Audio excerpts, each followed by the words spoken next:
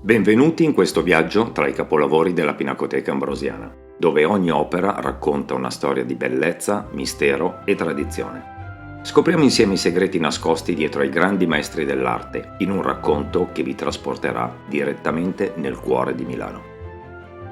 Oggi ci troviamo davanti a una scena drammatica, tratta dall'Antico Testamento, Giuditta e Oloferne, di Giuseppe Vermiglio. Il dipinto rappresenta il momento immediatamente successivo all'uccisione del generale assiro Oloferne. Giuditta gli ha appena reciso la testa e si prepara a nasconderla nel sacco tenuto aperto dalla sua nutrice. Per comprendere la scena dobbiamo tornare al racconto contenuto nel libro di Giuditta.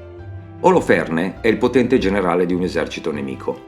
Giuditta, una donna ebrea animata da coraggio e fede, decide di affrontarlo per liberare il proprio popolo dalla minaccia.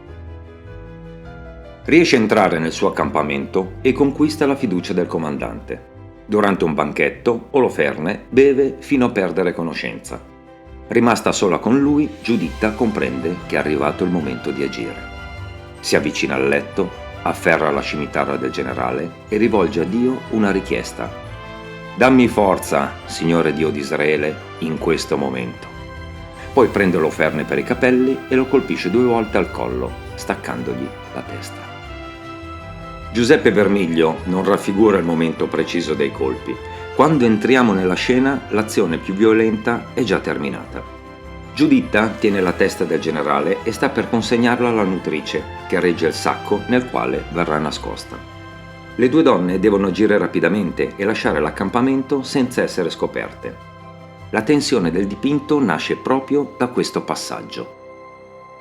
Il pericolo non è ancora del tutto superato. Giuditta ha sconfitto Oloferne, ma deve portare a termine il proprio piano. La nutrice non è una semplice presenza secondaria, partecipa concretamente all'azione e diventa complice indispensabile dell'eroina. Nonostante il soggetto cruento, la figura di Giuditta è rappresentata con grande eleganza. Vermiglio non insiste soltanto sull'orrore dell'episodio, ma mette in risalto la lucidità e la determinazione della protagonista. Giuditta non agisce per vendetta personale. Nel racconto biblico il suo gesto è compiuto per salvare il popolo di Israele. La sua forza non deriva da un esercito o da un potere politico, ma dal coraggio, dall'intelligenza e dalla fiducia in Dio. L'opera fu probabilmente dipinta negli anni 20 del Seicento. Non conosciamo però la sua provenienza originaria, il nome del committente o il momento preciso in cui entrò nella raccolta dell'Ambrosiana. Lo stile ci permette comunque di riconoscere il clima artistico nel quale lavorava Vermiglio. La lezione di Caravaggio appare evidente nella scelta di raccontare l'episodio con immediatezza, concentrando l'attenzione sui protagonisti e sulla realtà concreta dell'azione. La storia sacra non viene collocata in una dimensione lontana e astratta, sembra avvenire davanti ai nostri occhi.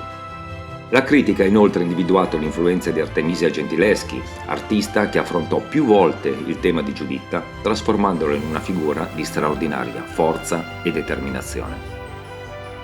Anche nel dipinto di Vermiglio Giuditta domina la scena. La sua eleganza non attenua il coraggio del gesto, ma rende ancora più intenso il contrasto tra l'aspetto raffinato della donna e la terribile azione che ha appena compiuto. Prima di allontanarci, soffermiamoci sull'istante scelto dal pittore. Oloferne è ormai sconfitto, ma la storia non è ancora conclusa. Il sacco è aperto, la nutrice attende e Giuditta deve completare la propria missione. Vermiglio ci lascia così nel punto esatto in cui il gesto individuale dell'eroina sta per trasformarsi nella salvezza di un intero popolo. Grazie per averci accompagnato in questa nuova scoperta artistica. Se questo episodio vi ha incuriosito, non perdetevi gli altri, dove esploreremo ancora più capolavori della Pinacoteca Ambrosiana. E ricordate, queste opere non vivono solo nei racconti. Vi invito a visitare la Pinacoteca e a ammirarle dal vivo per un'esperienza indimenticabile.